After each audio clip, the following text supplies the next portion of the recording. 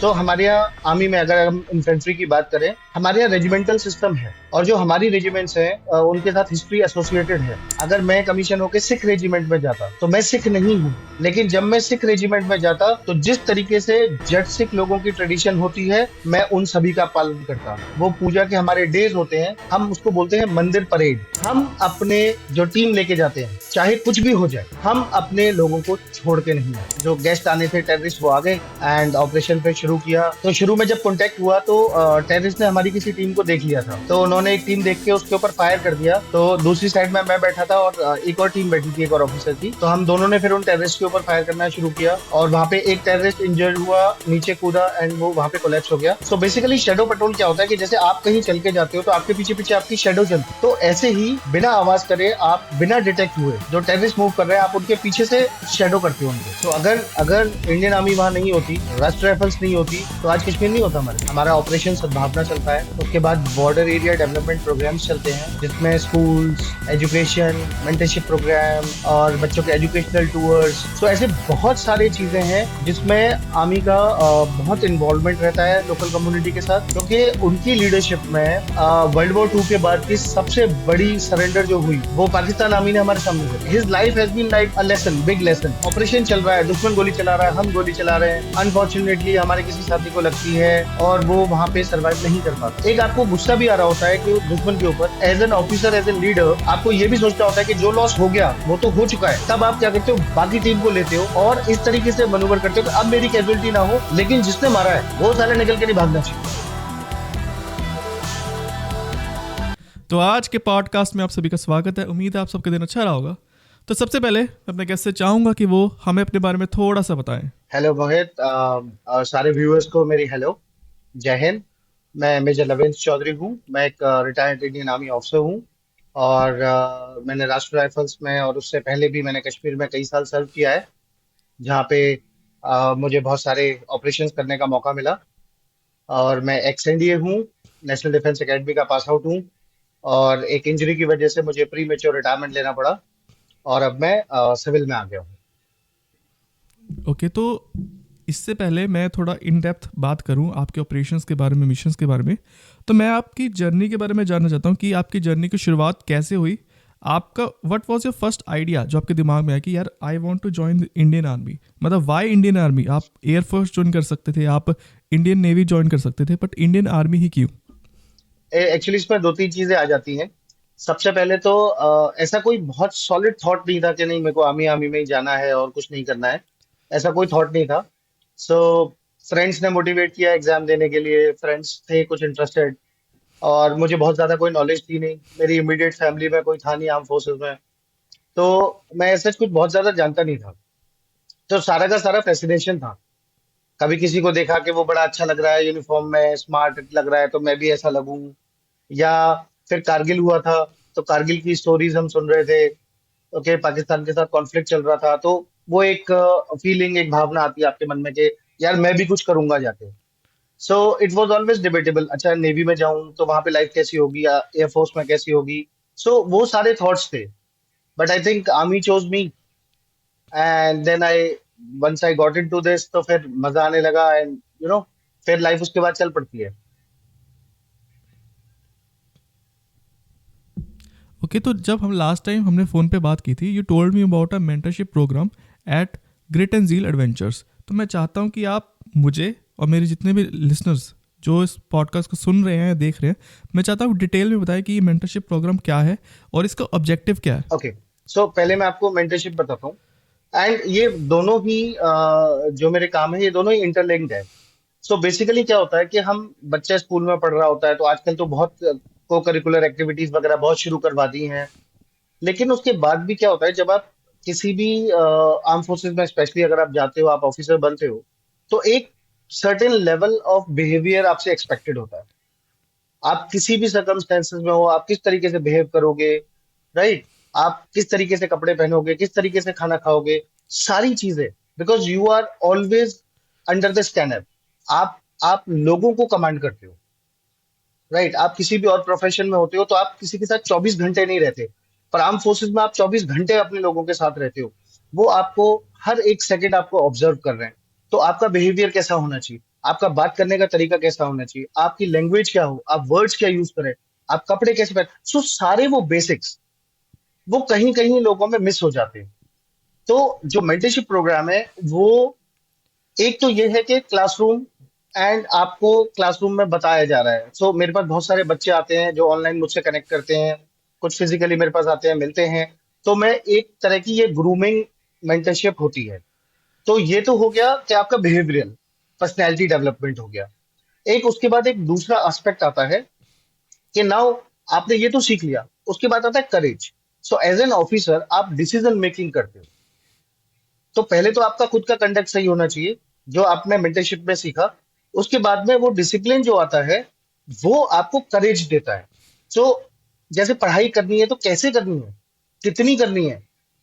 ठीक है, मैंने बहुत सारे कुछ बच्चे देखे हैं, वो बहुत सारी पढ़ाई कर रहे हैं, पढ़ते ही जा रहे हैं, पढ़ते ही जा रहे हैं, एंड उन्होंने खेला ही नहीं, उन्होंने खाया ही नहीं, उन्होंने लैंग्वेज ही नहीं सीखी, वो बाहर की दुनिया जानते ही नहीं। So that way you are a failure. तो हमें फेलियर नहीं होने देना है ऐसे बच्चे को, राइट। अब जब आप डिसिप्लिन पे आ गए, डिसिप्लिन में रहने के लिए आपको करेज की जरूरत पड़ती है। और करेज दो तरह की होती है, physical courage and moral courage. तो फिजिकली आप आप कोई भी एक्टिविटी कर रहे हो जो करेजियस है, एडवेंचरस है, यू आर डूइंग इट, आपने करा, फिजिकल करेज आपने दिखा दी। लेकिन मॉरल करेज भी बड़ी इंपॉर्टेंट होती है। जब आपके ऊपर प्रेशर है तब आप सही डिसीजन कैसे लोगे, जब आपके सामने रिस्क है आप सही डिसीजन कैसे लोगे, राइट। सो यहाँ पे ग्रिट एंड जील का पार्ट आता है। तो grit and zeal, so basically क्या है कि आपके अंदर दम है कि नहीं है, और आप करने की कैपेसिटी रखते हो कि नहीं, क्षमता रखते हो कि नहीं किसी काम को। सो हमारा जो ग्रेट एंड जील का प्रोग्राम है वो बेसिकली हाई ऑल्टीट्यूड ट्रैकिंग का है, जहां पे हम बेसिक सिखाएंगे भी, basic mountaineering, survival, basic first aid, वो सारी चीजें हाई ऑल्टीट्यूड के बारे में वो सिखाएंगे। एंड उसके बाद आपको ट्रैक पे लेके जाएंगे। पर ये जो ट्रैक होगा, हम पिकनिक नहीं करवाएंगे, हम ट्रैक लाइक अ सोल्जर का कॉन्सेप्ट लेके चल रहे हैं। कि जिस तरीके से एक सोल्जर अपना अपने आप को लेके चलता है, जब वो हम पेट्रोलिंग में जाते हैं, लॉन्ग रेंज पेट्रोल्स पे जाते हैं, तो हम किस तरीके से जाते हैं कि हमारा कोई नुकसान नहीं होना चाहिए, हम fittest, fastest and best possible way में अपनी डेस्टिनेशन तक पहुंचे और वहां जाके दुश्मन से लड़ सके, राइट। तो आपका वो एंडोरेंस भी हो, वो करेज लेवल भी हो, वो कमिटमेंट भी हो, तो ये सारी चीजें डेवलप हों। और ये सिर्फ बच्चों के लिए नहीं है, ये बड़ों के लिए है, जो डिसीजन मेकिंग कैपेसिटी में आ रहे हैं या आ चुके हैं, मैनेजर्स हैं, लीडर्स हैं, राइट। किसी भी टाइप के गवर्नमेंट सर्विसेज में है, प्राइवेट सेक्टर में है, टीचर्स हैं। तो आपको डिसीजंस लेने हैं, तो आप वो चीज सीखो। हम कॉर्पोरेट में देखते हैं, जरा सा किसी से कोई बात हुई, ओके इसको फायर कर दो, ओके इसको निकाल दो, राइट। तो आप ऐसे क्या कर रहे हो, आप किसी को ग्रूम ही नहीं कर रहे, राइट। तो आप ग्रूम करो, तो पहले ये तो समझो कि टीम को लेके कैसे चलना है। तो हम अपने ग्रिट एंड ज़ील प्रोग्राम में जो हम ट्रैक्स करवाएंगे, उसका एक बहुत बड़ा एस्पेक्ट ये रहेगा कि हम आपको वो रोल्स असाइन करेंगे और आप उसको वहां निभाएंगे। तो आपका एक ओवरऑल पर्सनैलिटी निकल के आए, आप अपनी वीकनेसेस, अपनी स्ट्रेंथ को खुद एनालाइज करो, उसमें हम आपकी हेल्प करेंगे। और हमारी जो टीम है जो ग्रेट एंड ज़ील पे आपको लेके चलेगी, वो सारे के सारे Indian army and arm forces veterans हैं, स्पेशल फोर्सेस वेटरन्स हैं, जो हर तरीके से हर चीज में ट्रेंड है, और आपको बिल्कुल सेफ हाथों में लेके जाएंगे। लेकिन हम पिकनिक नहीं कराएंगे, हम टफ रहेंगे। ओके, तो वट इसकी फ़ीस क्या है? मतलब इसका अगर मैं चार्जेस की बात करूँ, what are the charges of this mentorship program? एक मूवी में डायलॉग था कि मैं अकल देने के पैसे नहीं लेता, राइट। सो मेंटरशिप प्रोग्राम जो है, जो थ्योरेटिकल एस्पेक्ट है, तो उसका एज सच कोई फीस स्ट्रक्चर हमने नहीं रखा है। ठीक है, इट विल डिपेंड कि जो व्यक्ति आ रहे हैं वो किस लेवल के हैं, उनको कितनी गाइडेंस की जरूरत है, ये उनसे म्यूचुअल डिस्कशन के बाद will come at a figure. और ऐसे भी मेरे पास कुछ आते हैं बच्चे जो थोड़े पुअर क्लास से हैं, बैकवर्ड क्लास से हैं, जो पेमेंट फीस नहीं दे सकते, तो मैं ऐसे बच्चों से कोई फीस नहीं लेता। लेकिन जो ग्रेट एंड जील के जो ट्रैकिंग वाला एस्पेक्ट है, ऑब्वियसली उसमें कॉस्ट इन्वॉल्व है। सो वो डिपेंड करेगा कि आप किस प्रोग्राम में जा रहे हैं। जैसे अभी हम एक कश्मीर का प्रोग्राम कर रहे हैं, राइट। सो 7 लेक्स को सब लोग जाते हैं, तो सब लोग जिस रास्ते से जाते हैं हम उस रास्ते से नहीं जा रहे हैं। ठीक है, हम मई में जा रहे हैं। आप ग्रेट एंड झील का इंस्टा पेज या वेबसाइट देखोगे, आपको मिल जाएगा उस पर डिटेल्स। सो हम हमारे रूट्स पब्लिक रूट्स नहीं है। हम स्पेशल परमिशंस लेके उसके बेसिस पे हम ट्रैक्स करवा रहे हैं, क्योंकि हम आपको एक स्पेशल एक एक्सपीरियंस ऐसा देना चाहते हैं जो यूनिक हो, जो अपने आप में आपको चीजें करवाए। आप अपने आप करो, सीखो, समझो, उससे लेसन लर्न करो। तो सिर्फ पिकनिक मत करो, आपका सारा स्ट्रेस, सारा डर, सब कुछ उसके सामने छोटा हो जाएगा, आप उसको भूल जाओगे। एंड ऐसा एक एक्सपीरियंस आपको मिलेगा जो आप लौट के आके मुझे बताओगे दोबारा कब चलना है। If I talk about Indian army, अगर मैं उसको कंपैरिजन करूं अदर मिलिट्री फोर्सेस से अराउंड द वर्ल्ड, तो in what ways Indian army is different from other military forces around the world? और मैं कुछ पैरामीटर्स आपको देता हूँ. First parameter is culture and another parameter is operational strategies. सबसे पहले तो मैं आपको बताता हूँ, आपने कल्चर का पॉइंट बोला। तो कल्चर वाइज हमारा जो कल्चर है, सो हमारे यहाँ आर्मी में अगर हम इन्फेंट्री की बात करें, तो हमारे यहाँ रेजिमेंटल सिस्टम है। और जो हमारी रेजिमेंट्स हैं, वो बहुत पुरानी हिस्ट्रीज, उनके साथ हिस्ट्री एसोसिएटेड है। राइट। तो वो हिस्ट्री है, ब्रिटिश एरा से पहले की हिस्ट्री है, इनफैक्ट मुगल एरा तक की हिस्ट्री है लोगों की। तो वो रेजिमेंट्स की हिस्ट्री चल रही है। तो हमारा जो बॉन्डिंग है, रेजिमेंटेशन है, वो एक बहुत हिस्टोरिकल पावर के साथ जुड़ा हुआ है। हमारे पीछे कहानियां हैं, हमारे पीछे इमोशनल कहानियां हैं, ब्रदरहुड की बॉन्डिंग है।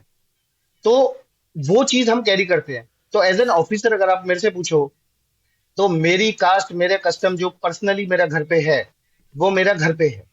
जब मैं एक रेजिमेंट के अंदर आ गया, तो मैं उस रेजिमेंट का हो गया।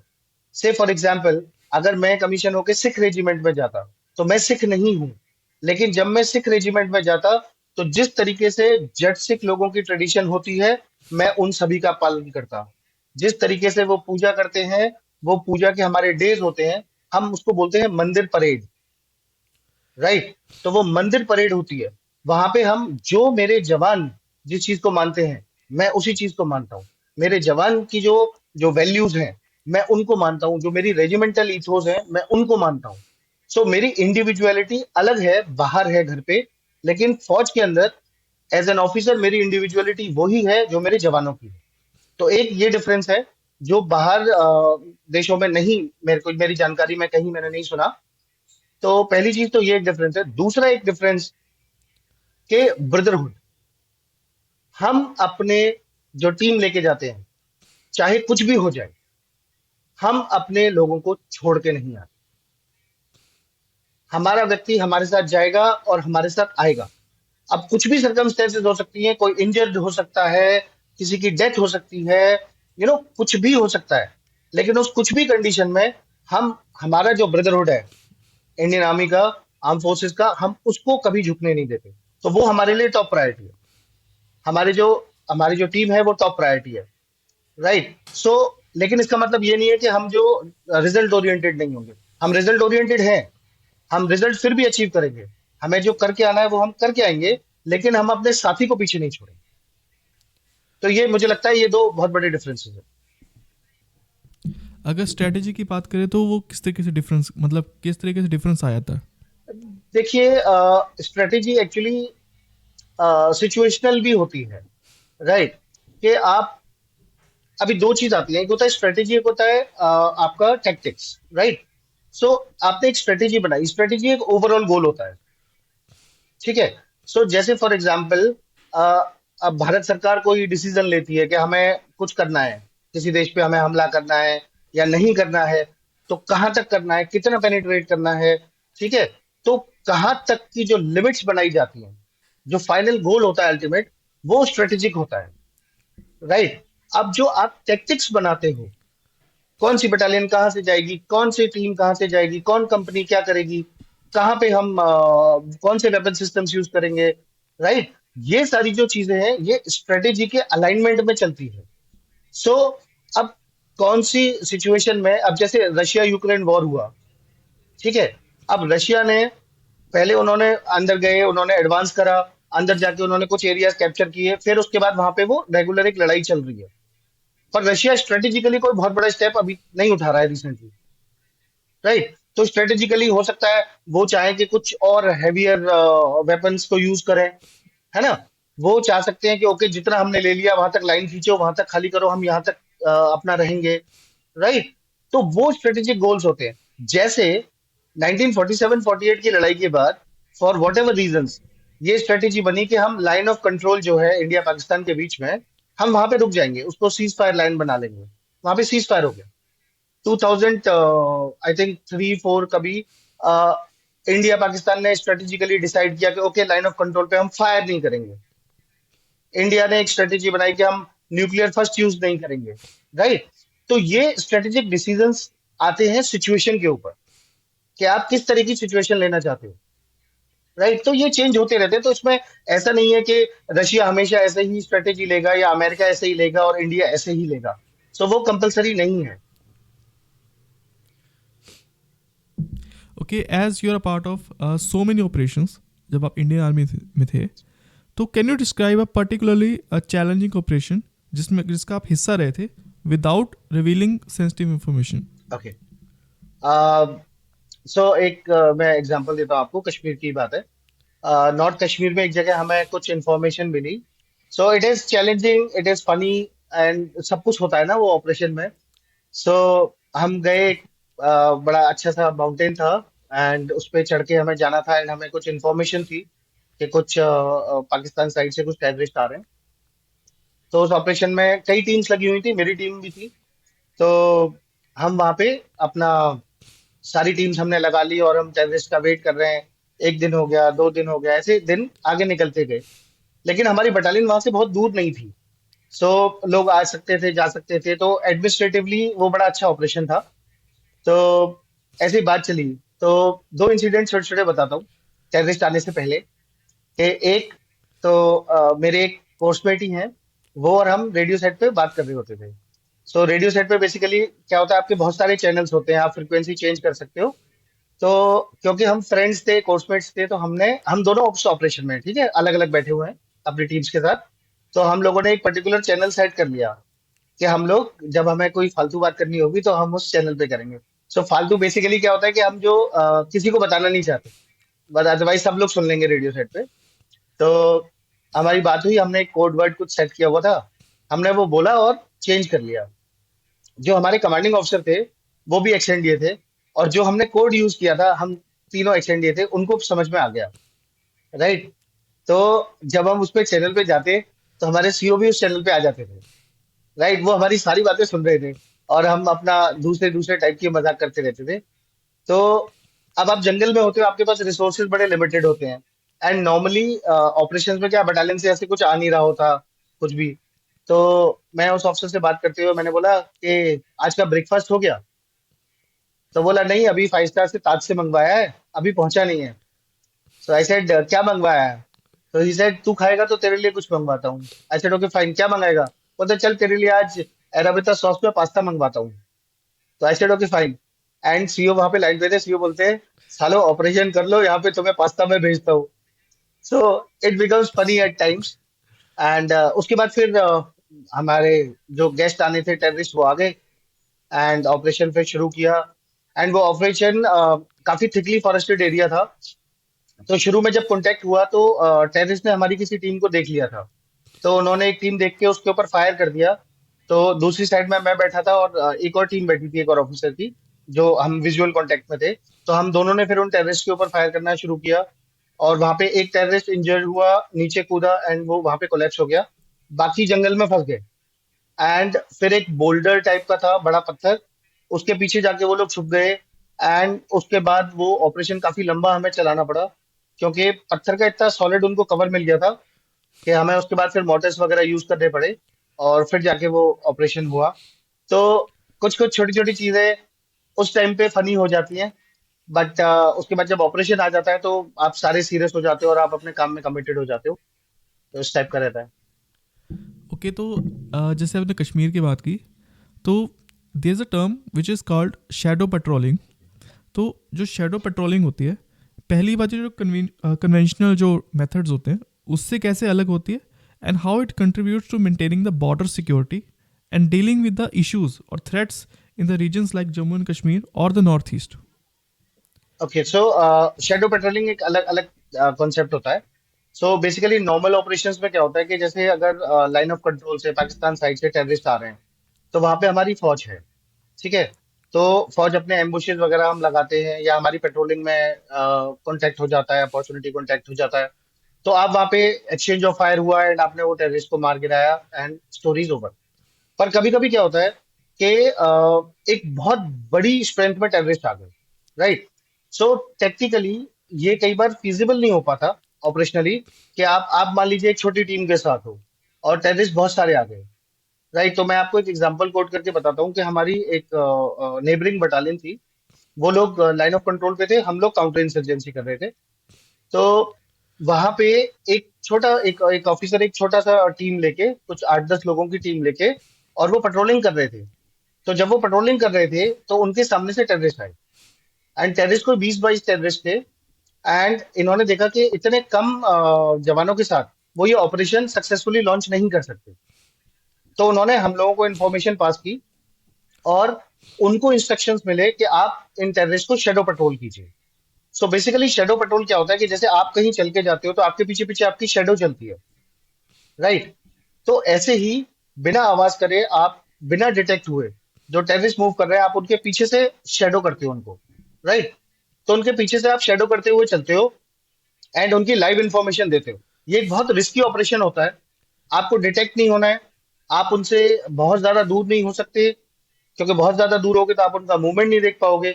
अगर बहुत क्लोज हो गए तो शायद आप डिटेक्ट हो जाओगे, तो पूरा ऑपरेशन ही फेल हो जाएगा। तो ये करते हुए, वो शेडो पेट्रोल करते हुए आना होता है।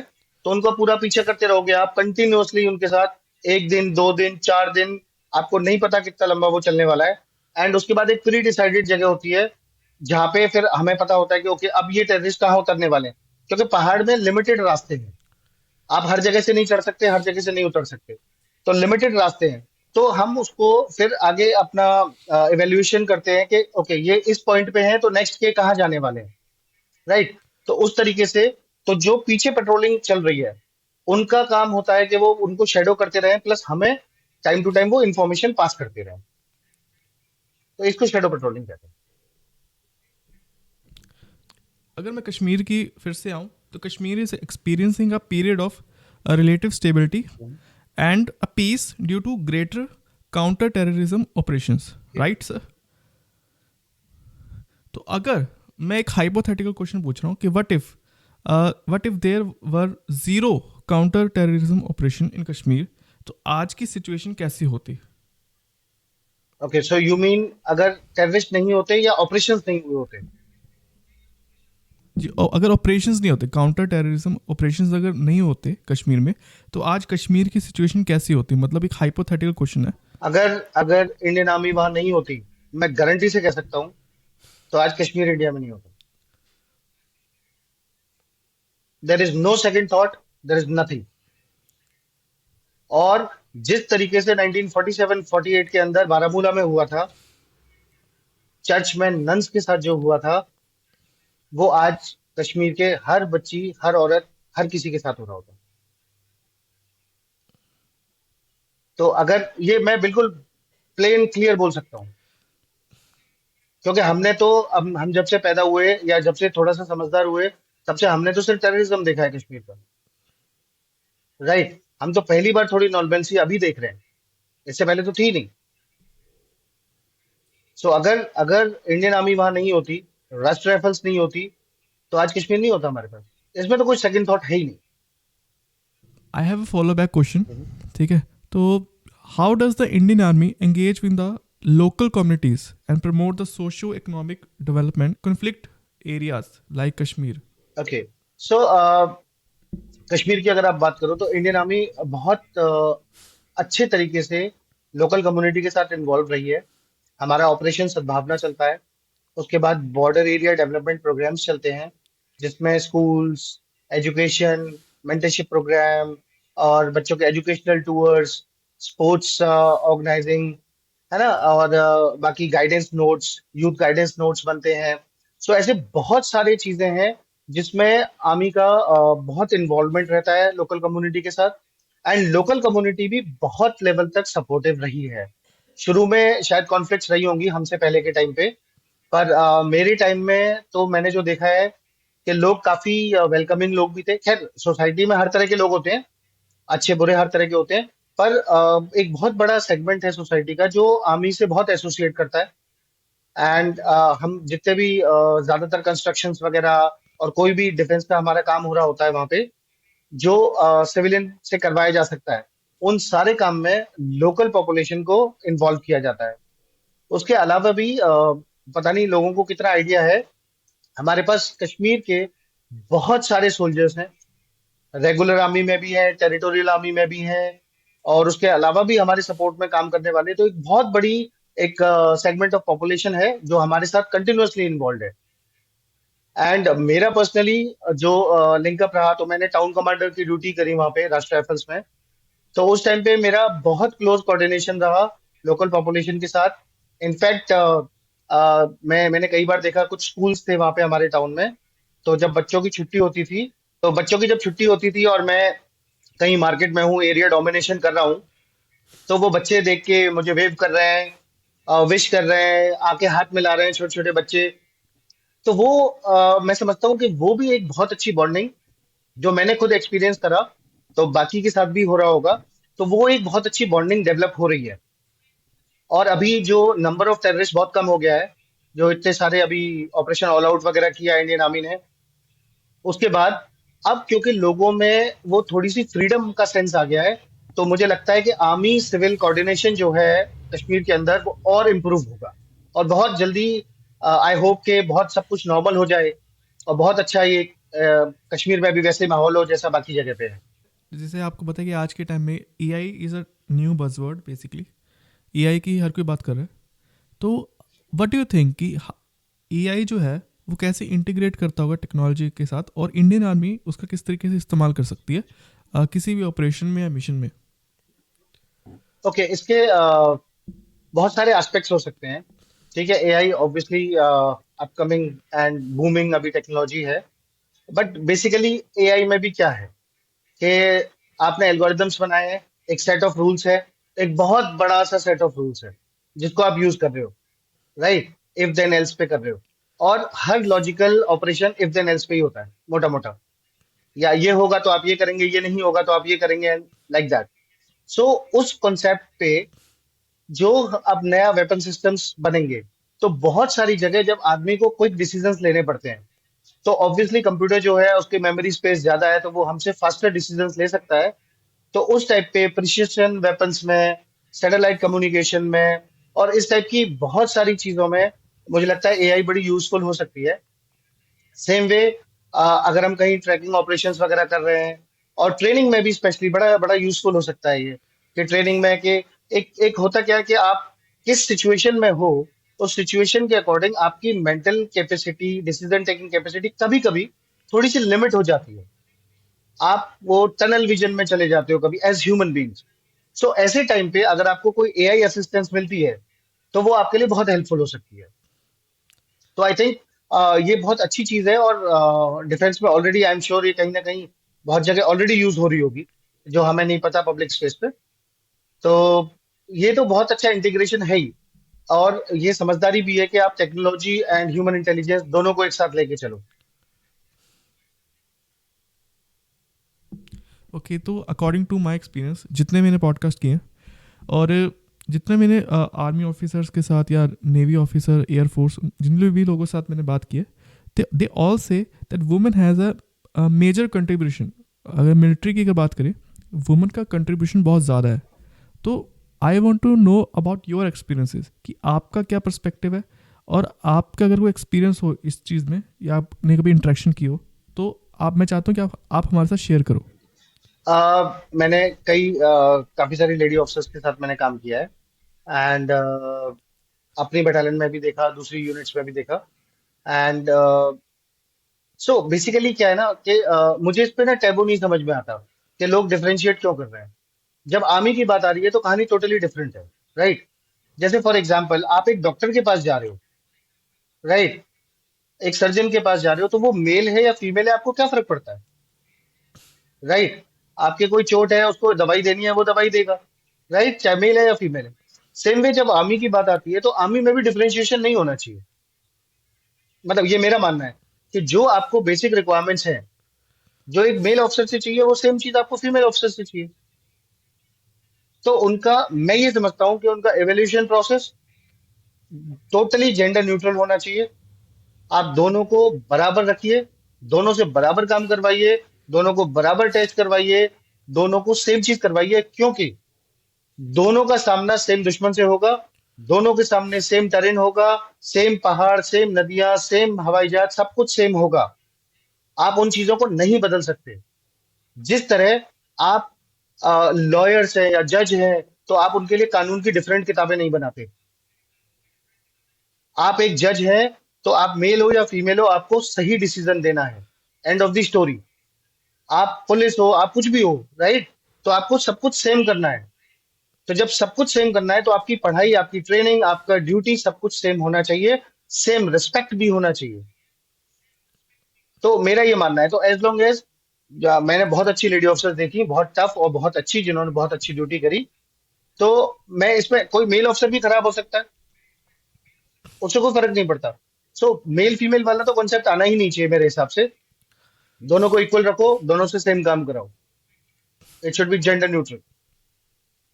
ओके, तो जिस भी रेजिमेंट में थे आप, तो आप वहाँ के रिचुअल्स ट्रेडिशंस को फॉलो करते हो। This is the one thing which बहुत कम लोगों को पता है। तो इसके अलावा भी एक बाकी चीज़ें जो मैं चाहता हूँ कि आप हमें बताएं, कि जो सिविलियंस को नहीं पता होता अबाउट आर्मी लाइफ। ओके, जैसे एक छोटी सी चीज बताता हूँ कि जब हम ऑपरेशंस पे जाते हैं, राइट? तो जब आप ऑपरेशन के लिए निकल रहे होते हो, आपको पता है ऑपरेशन है, रिस्की है, ठीक है, चांस है बहुत सारा, आपके साथ कुछ भी हो सकता है आप लौट के ही नहीं आओ। आप डेली वो माइंडसेट से जाते हो कि ठीक है, I have to give my best, it may be my last. तो जब आप जाते हो, तो आप जिस भी रेजिमेंट में हो, जहां भी हो, तो आप जिस भी भगवान को मानते हो उस रेजिमेंट के अंदर, आप उनका नाम लेते हो, कि आप ब्लेसिंग सीख करते हो, और आप उसके बाद जाते हो, राइट? सो जैसे मैं जब राष्ट्रीय राइफल्स में था, तो हमारे पास बिहार रेजिमेंट के ट्रूप्स थे, हमारे पास आर्मर्ड के ट्रूप्स थे। और आर्मर्ड के जो ट्रूप्स थे, उसमें एक पर्टिकुलर कुछ एक कम्युनिटी ऐसी भी थी, मतलब कुछ मुस्लिम भी थे हमारे साथ, और कुछ हिंदू भी थे, और उसमें कुछ सिख थे, कुछ जाट थे, कुछ राजपूत थे। तो ऐसे कम्युनिटीज थी, तो हम सब साथ में काम करते हैं। तो जब हम नारा लगा के जाते थे, तो हम उस नारे में, जैसे अपना क्या बोलते हैं, किसी भी भगवान का आप लेते हो कि बजरंग बली की जय, तो हम ऐसे बोलते थे, नाराय तकदीर भी बोल के जाते थे। तो काफी सारे लोगों को लगता होगा शायद ये ऑड लगे, ठीक है, मैंने काफी लोगों को देखा है कि हम, मेरे साथ एक टाइम पे ऐसा भी था कि मेरी जो जो टीम थी, उसमें 70 to 80% जो लोग थे वो मुस्लिम थे। तो हम दोनों का, हिंदू भगवान का भी हम जय बोल के जाते थे, और नाराय तकदीर भी बोल के जाते थे, और उसके बाद जाके हम मार के आते थे, राइट? तो ये लोगों को नहीं शायद आइडिया होगा, पर इस तरह की हमारी बॉन्डिंग होती है। तो हमारी कास्ट रिलीजन से हमें कोई फर्क नहीं पड़ रहा होता। हमारा ऑपरेशन हमें करने जाना है, हमारा टीम मेंबर है, एंड ऑफ द स्टोरी। उसकी जाति धर्म से हमें कोई फर्क नहीं पड़ता। ओके, तो आप, अब मैं थोड़ा पर्सनल सवाल पूछूंगा। अ, आप फ्री टाइम में कौन सी मूवीज़ देखना पसंद करते हो? फ्री टाइम में कौन सी मूवीज? वैसे जब मैं छोटा था, तो मैं वॉर मूवीज बहुत देखता था। और अभी मेरे को कॉमेडी या रियल ड्रामा जो होता है वो अच्छा लगता है, कि मतलब थोड़ा सा ड्रामा अच्छा चल रहा है एंड आप उसको देखो। पर जब टाइम मिलता है, मैं आई प्रेफर कॉमेडी देख लो लाइट में, तो आप उसको मिस नहीं करते, कि ठीक है मैंने आधी मूवी छोड़ दी बीच में या समथिंग लाइक दैट। तो उस टाइप से। ओके, तो आई एम अज्यूमिंग, और मुझे यकीन है कि आप सैम बहादुर के बारे में जानते होगे, आई गेस। बिल्कुल। उनके बारे में कौन नहीं जानता। तो आपके क्या थॉट्स हैं? जी सर, आपके क्या थॉट्स हैं, मतलब जब आप सैम बहादुर का नाम सुनते हो, तब आपके दिमाग में क्या थॉट्स चल रहे होते हैं, या आपने जितना पढ़ा है? Gen Manekshaw, true legend. And army leadership में तो he has been kind of an idol, कि आप उनको देखो, उनकी हर चीज से आप सीख सकते हो, कि किस तरीके से उनका, उनकी जो पूरी लाइफ है, आप उनकी लाइफ के बारे में पढ़ोगे तो आपको आइडिया लगेगा कि मतलब किस तरीके के चैलेंजिंग सर्कमस्टेंसेस में उन्होंने किस तरीके से डिसीजंस लिए। और जो मैं शुरू में बोल रहा था कि करेज, सो मॉरल करेज का जो एग्जाम्पल उन्होंने सेट किया है, जो स्टैंडर्ड उन्होंने सेट किया है, I think it is parallel to none. उससे बड़ा एग्जाम्पल कहीं नहीं देखने को मिल सकता, क्योंकि उनकी लीडरशिप में वर्ल्ड वॉर 2 के बाद की सबसे बड़ी सरेंडर जो हुई, वो पाकिस्तान आर्मी ने हमारे सामने करी। सो उनकी तो हर चीज में, हर जो बात वो कहते थे, हर आप बुक्स में पढ़ो, उनके लेक्चर्स देखो, कुछ वीडियोस भी अवेलेबल हैं, तो आप देखो तो हर चीज मतलब his life has been like a lesson, big lesson. आप उससे रोज कुछ सीख सकते हो। ओके, तो जैसे अब मैं थोड़ा सा सेंसिटिव सवाल पूछने वाला हूँ, मे बी आप थोड़ा इमोशनल हो जाओ। लेट्स सपोज आप और आपकी टीम किसी ऑपरेशन पे गए, और उस दौरान कोई दुर्घटना हो जाती है और किसी की मतलब कोई सोल्जर अपने देश के लिए कुर्बान हो जाता है, तो आप जब डेड बॉडी को देखते हो, तब आपका मतलब आपके दिमाग में क्या थॉट्स होते हैं, आपको उस टाइम पे कैसा फील हो रहा होता है? I think I should say like this. Actually बड़ा डिफिकल्ट सवाल है, क्योंकि मतलब वो इमोशन डिस्क्राइब नहीं हो पाता। उस टाइम पे बहुत सारे इमोशंस एक साथ आ रहे होते हैं। क्योंकि आप देखो कि ऑपरेशन चल रहा है, दुश्मन गोली चला रहा है, हम गोली चला रहे हैं, एंड अनफॉर्चुनेटली हमारे किसी साथी को लगती है और वो वहां पे सरवाइव नहीं कर पाता। तो as as a team member आपको इमोशन भी आता है। इमोशन कई तरह का होगा। आपको एक तो थोड़ा सा सैड भी आएगा कि यार मेरा साथी चला गया। एक आपको गुस्सा भी आ रहा होता है कि दुश्मन के ऊपर, जिसके फायर से ये नुकसान हुआ हमारा। तो एज अ टीम मेंबर तो इस तरह का आता है, आप चाहते हो कि मैं मारूं उसको, दुश्मन को सामने, एंड आप और एम लेके और कंसंट्रेटेड फायर करना चाहोगे। आप बोलोगे कि ठीक है, कुछ नहीं, मोटर मारो, रॉकेट लॉन्चर मारो, उसको खत्म करो यहाँ पे। राइट। तो ये एज अ टीम मेंबर ये वाली फीलिंग आई। बट एज एन ऑफिसर आप पूरी टीम के कमांडर हो, राइट। वो एक एक व्यक्ति जो जिसका सेक्रीफाइस हो गया, उसके अलावा बाकी लोग भी हैं। नाउ आपके ऊपर अगर ऐसा हुआ है तो आपके ऊपर बहुत हैवी इफेक्टिव फायर आ रहा है। दुश्मन कहीं से तो एडवांटेजियस थोड़ी बहुत पोजीशन में बैठा है, राइट। तो आपको बाकी टीम को भी प्रोटेक्ट करना है। तो as an officer, as an leader, आपको ये भी सोचना होता है कि जो लॉस हो गया वो तो हो चुका है, ठीक है। आप उसको नहीं बचा पाए। अगर बचाने का चांस है तो आपके फिर बिहेवियर अलग हो जाता है थोड़ा सा। पर जब आपको लगता है कि बचाने का चांस नहीं है, उसको ऑलरेडी वो उसकी डेथ हो चुकी है व्यक्ति की, तब आप क्या करते हो, बाकी टीम को लेते हो और इस तरीके से मनूवर करते हो कि अब मेरी कैजुअलिटी ना हो, लेकिन जिसने मारा है वो साले निकल के नहीं भागना चाहिए। अब वो किसी को नहीं मार पाएगा। तो वो वाला एक थॉट प्रोसेस भी आता है, और बहुत तेजी से आता है। सो ये सारे के सारे इमोशंस एक साथ आपके साथ होते हैं, और आप बहुत इसमें आप स्ट्रगल भी कर रहे होते हो मेंटली। एंड जो इमोशनल रिएक्शन जो होता है, सबसे पहले मतलब मेरा पर्सनल, मैं तो मैंने यही देखा है, जो मेरा अपना बता सकता हूं मैं, कि सबसे पहला थॉट यही आता है कि अभी इसको जाके कहाँ पे ठोकना है। ओके, तो when you did transition from military life to civilian life, तो what is the most challenging aspect? So I think सबसे पहले तो एक ना बात करने के तरीके में ही डिफरेंस होता है। तो आप जब बाहर जाते हो, सो आर्मी में जनरली आप ना टू द पॉइंट स्ट्रेट बात करते हो। आप घुमा के शुगर कोटेड बातें लिमिटेड करते हो, बहुत कम। आप सीधे सीधे बात कर रहे होते हो। आप जो इंस्ट्रक्शंस किसी को ऑर्डर देते हो, किसी को इंस्ट्रक्शंस देते हो, वो बिल्कुल स्ट्रेट आप देते हो। कि जैसे हमारे ऑर्डर्स क्या होते हैं, कि दुश्मन कहीं पे बैठा है तो हमारी जो ब्रीफिंग होती है कि हम कल इतने बजे तक जाके इस पोस्ट को कैप्चर करेंगे। So there is no if, there is no but, ठीक है। कोई कंफ्यूजन नहीं है, बिल्कुल स्ट्रेट लाइन में बात हो रही है।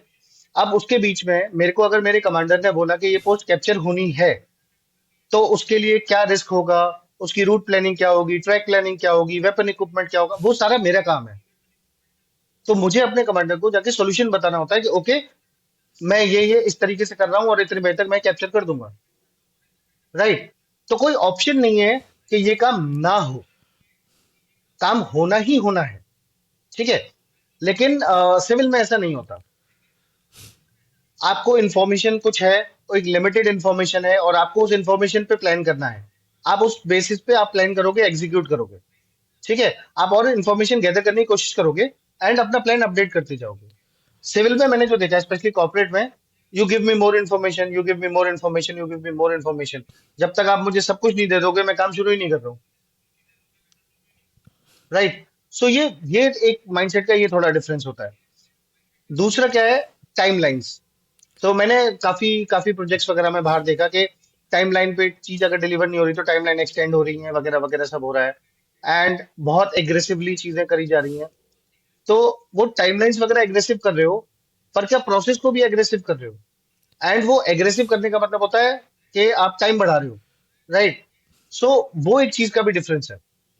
दूसरा, अ, जो टीम बॉन्डिंग, ये सबसे बड़ा डिफरेंस मैंने देखा कि आर्मी में हम साथ में काम कर रहे हैं तो हम साथ में हैं, हम रात को भी वही हैं, सुबह भी वही हैं, दोपहर को भी वही हैं। पर कॉर्पोरेट में मैंने काफी देखा, स्पेशली अब्रॉड जो मैंने देखा, कि आप ऑफिस में आप बेस्ट ऑफ द कलीग्स हो सकते हैं, लेकिन ऑफिस के बाद आप अपने रास्ते में अपने रास्ते। आप अगर मुझे फोन करोगे तो सिर्फ ऑफिशियल काम के लिए करना चाहोगे, जो मैं शायद आपका फोन ना उठाऊं रात को। लेकिन आर्मी में ऐसा नहीं होता, यू आर 24/7 सेम। तो वो इस टाइप के कुछ डिफरेंसेस मैंने ऑब्जर्व करे।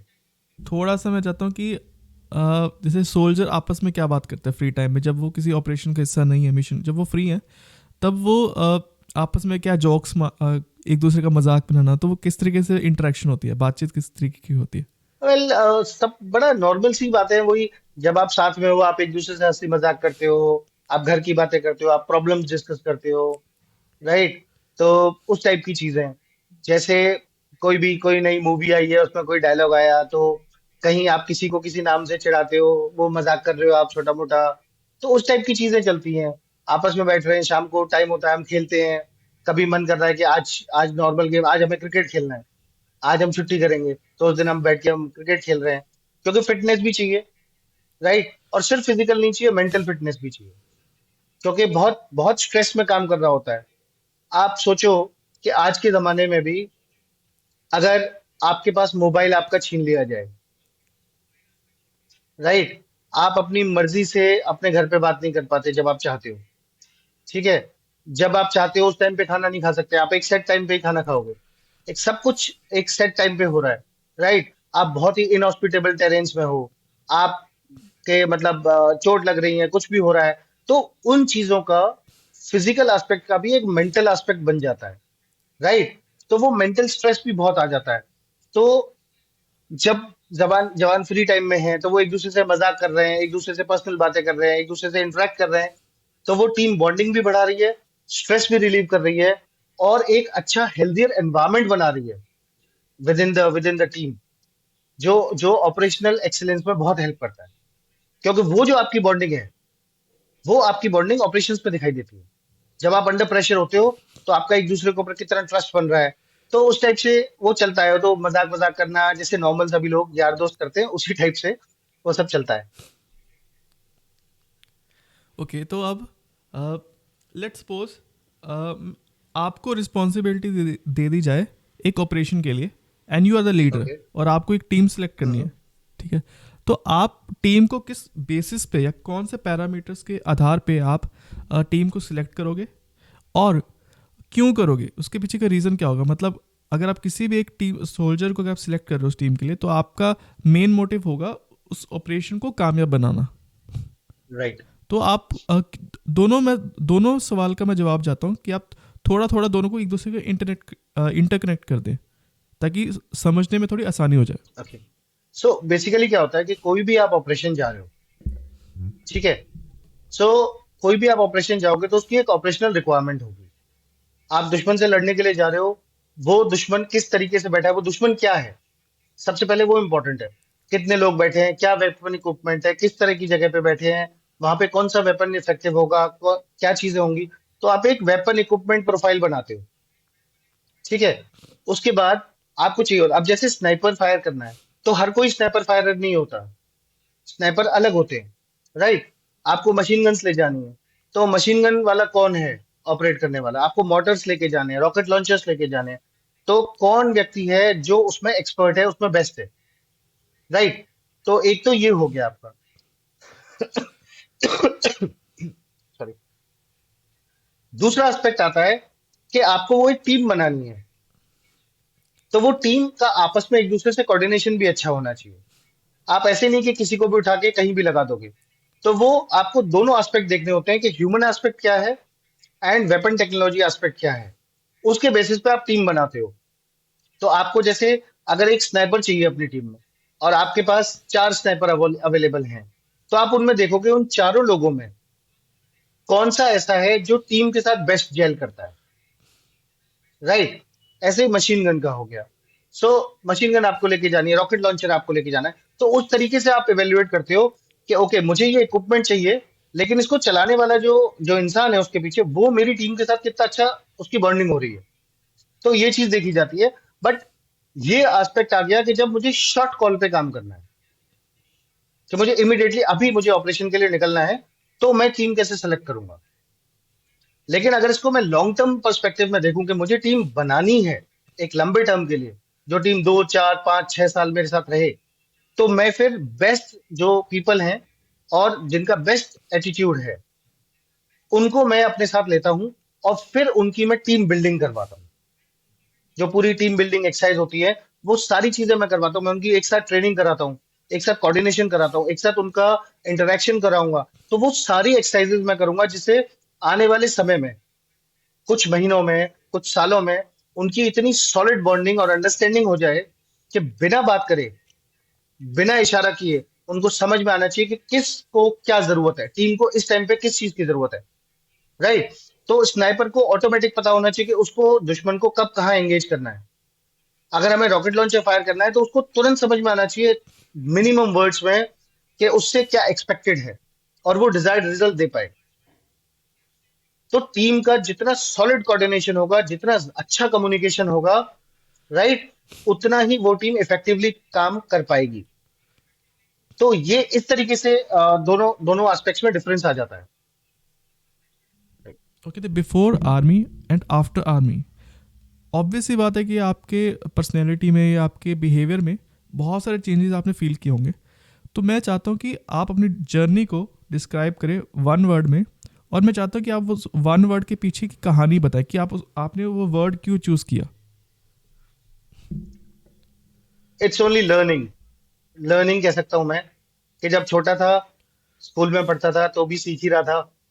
आर्मी में गए, एनडीए में गए, ऑफिसर बने, तो भी सीख ही रहे थे, और आज भी चीजें सीख ही रहा हूँ। तो मैं शायद ऐसा हूँ कि मैं बहुत सारी चीजें ट्राई करता रहता हूँ, एंड मैं आइडल नहीं बैठ सकता। ये मेरे साथ प्रॉब्लम है। तो मुझे कुछ ना कुछ चाहिए, कुछ ना कुछ नई चीज। कोई कभी मौका मिले तो कुछ पढ़ लो, कभी कुछ काम मिल रहा है वो काम करो, जो मिल रहा है, जो चीजें, मतलब कुछ करते रहो। कीप मूविंग, स्टेशनरी नहीं होना। भगवान ने इंसान बनाया है, तो चलते रहो, डोंट बी स्टेशनरी। सो मैं बोलूंगा कि लर्निंग वर्ड कह सकते हैं। ओके, जब से पॉडकास्ट स्टार्ट हुआ है तब से आपका चेहरा काफ़ी ग्लो कर रहा है। तो मेरा सबसे इम्पोर्टेंट सवाल कि आपका स्किन केयर रूटीन क्या है, क्योंकि आपकी स्किन मतलब काफ़ी मतलब काफ़ी चमक रही है, मतलब इसका राज क्या है। ये यार दोस्तों का प्यार है।